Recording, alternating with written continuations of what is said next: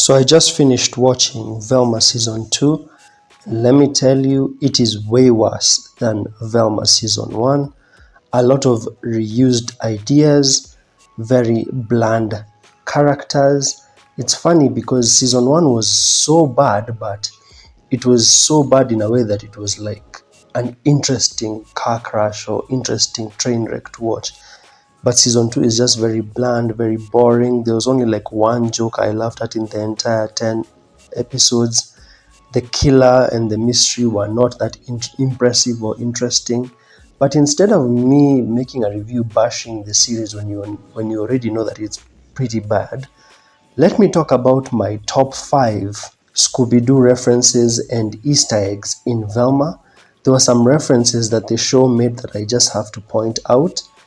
Number 5 has to do with Scrappy Doo when he says, Scrappy Doo! Okay, but those weird outbursts are making me very uncomfortable. and then he also says, Ta-ta-ta-ta-ta-ta! Puppy power! I found it very interesting that even though they are butchering the character of Scrappy Doo, yes, Scrappy Doo has been known to be a villain, especially if you've watched the Scooby-Doo movies, he has been a villain there.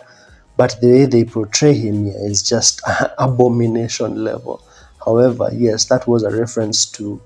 I found it very interesting that they bothered to put in those references to his catchphrases and what typically Scrappy Doo says. Number 4 has to do with this scene. Still can't get the blood out of your V-neck, sweetie, so I picked up this crew neck t-shirt for you. Thanks, Mom. I don't... If there is a character that this show really tries to milk for Easter eggs and references, it has to be Norville. The fact that they would have weed and try to do the whole stoner angle with him and then have his mom come in and tell you about his t-shirt, I just found that to be, damn, they're milking so hard the references towards Shaggy. In fact, this is the next Easter egg right here. Why am I in here again? I assume you want to test my pee to ensure the weed's working? Positive. They literally show Shaggy's face as a white guy. The Velma version of Shaggy is black, but it's like Mindy Kaling is taunting the audience by showing you a white version of Shaggy. Next Easter egg has to be this one. Only way to stop that from happening is to find Uncle Scooby. Scooby, dude, where are you? I can't believe that Gigi's dad literally says, Scooby-Doo, where are you?